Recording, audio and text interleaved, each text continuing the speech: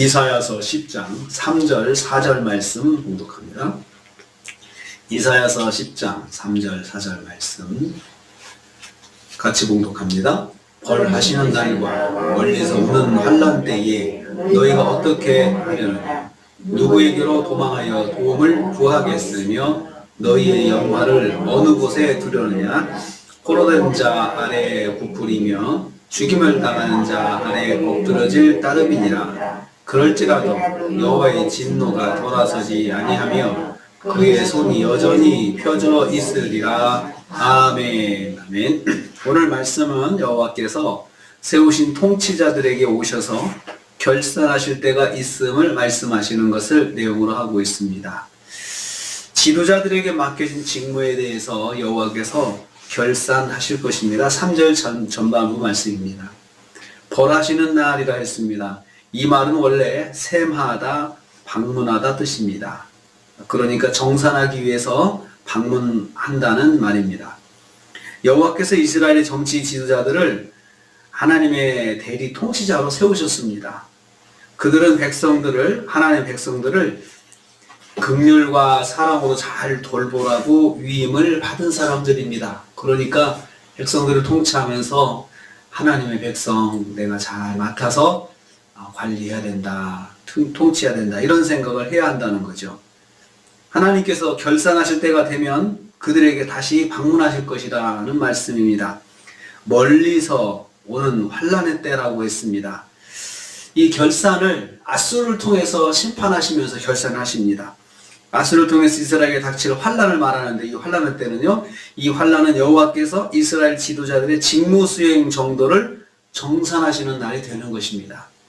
그러니까 하나님께서는 직분을 맡기셨을 때 그 직분에 대해서 정산하실 때가 있다는 것입니다. 잘했는지 셈하시는 때가 있다는 것입니다. 두 번째로 지도자들은 도망하지 못한 채 하나님의 심판을 받게 될 것입니다. 3절 후반부입니다. 너희가 어떻게 하려느냐 했습니다. 여호와께서 셈하시고 앗술을 통해서 심판하실 때에 자신들을 구원할 수 없음을 말합니다. 그렇다고 해서 자기들이 그 심판을 피해서 어디로 도망갈 수 있는 것은 아니라는 것입니다. 너희가 어찌하겠느냐 그 말씀입니다. 그들이 하나님의 심판을 피하기 위해서 아무것도 할 수 없을 것입니다. 도망도 못 가고 도움을 구할 수 없게 되는 것입니다. 도망갈 수 있는 길이 다 막혀버리고 그 다음에 누구에게 도움을 구한들 도와줄 손길이 하나도 없게 하나님께서 만드신 상태에서 정산을 하신다는 것입니다.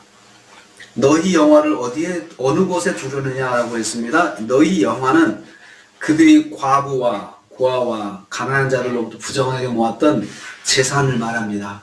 그래서 그토록 그들이 소중하게 여겼던 재산을 숨기지 못하고 다 빼앗길 것이라는 것입니다.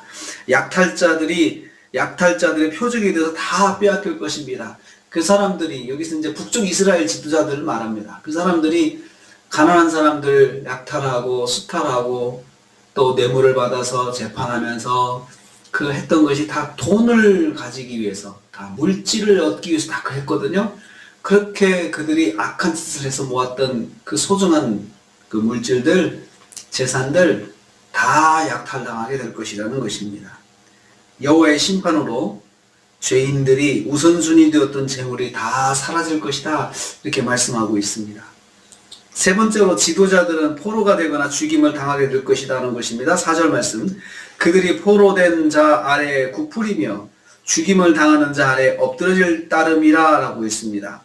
북이스라엘 지도자들은 포로가 되어서 포로들 사이에 끼어서 쪼그려 앉게 되고 그 모습을 말하고요. 또 죽임 당하는 것 외에는 길이 없다는 뜻입니다. 이전에는 지도자였지만 포로와 같은 취급을 받아서 이방으로 끌려갈 것을 말씀하고 있습니다. 동시에 무자비하게 죽임을 당하게 될 것이다 하는 말씀입니다. 이것은 다 여호와의 진노입니다. 그래서 여호와의 진노가 풀어지지 아니하고 계속될 것이다 말씀하고 있습니다. 여호와의 손이 여전히 펴져 있으리라.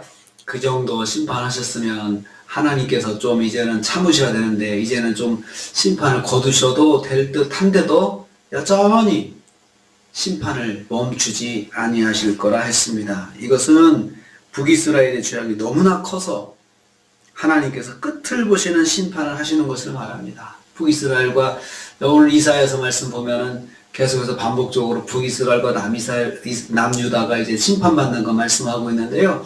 결국은 북이스라엘은 끝장 보는 심판이 진행되고 거기에 비해서 남쪽 유다는 심판을 받다가 회복되는 날이 올 거라는 메시지가 계속 반복되고 있어요. 남쪽 유다는 여호와의 언약에 따라서 회복되는 것이고 북쪽 이스라엘은 끝장 심판이 이루어진다고 말씀하고 있습니다. 하나님의 주권입니다. 북쪽 이스라엘에게는 끝까지 심판하시고 남쪽 유다는 아브라함과 다윗에게 하신 약속, 그 언약 때문에 심판하셨다가 그들이 다시 회복되도록 하나님께서 인도하시는 그 차이점을 두고 있습니다. 하나님은 심판하실 때 철저하게 심판하십니다. 그러나 그 가운데서도 하나님의 약속은 꼭 기억하십니다. 약속은. 그러니까 하나님의 언약의 백성이라 하더라도 잘못했을 때 그냥 지나가는 것은 아니고 심판을 받습니다. 받지만 하나님의 언약을 기억하셔서 때리시다가도 다시 싸매주시고 기회를 또 주시는 거죠. 다시 기회를 주시는 거죠. 그것이 이사야서에서 계속 반복되고 있습니다. 오늘은 북쪽 이스라엘의 끝장 심판에 대해서 말씀하셨습니다. 끝장 심판.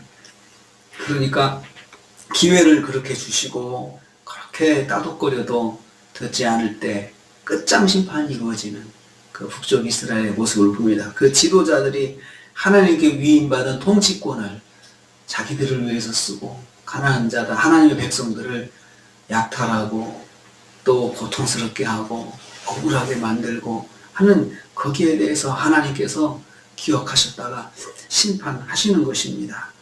그러므로 우리도 이렇게 보면 내가 믿음으로 했는데 때로는 억울한 일을 당할 때가 있습니다. 그때 우리가 하나님을 바라봐야 됩니다. 하나님, 제가 이런 일을 당했습니다.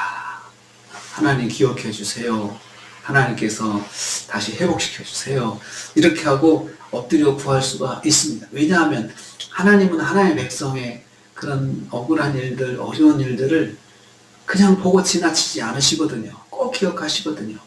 그래서 우리는 결국은 하나님께 맡기고 모든 일을 하나님 앞에 엎드려야 됩니다. 하나님 저를 불쌍히 여겨 주옵소서 하면서 하나님께 엎드리는 것밖에 우리가 소망이 없습니다. 그래서 그 사람들하고 계속 싸우고 하면 우리만 더 악해지거든요. 더 인생이 더 힘들어져요. 마음이 힘들죠. 어려운 일 당해서 힘들지. 또 그 뒤로 내 마음이 힘들어서 더 힘들지.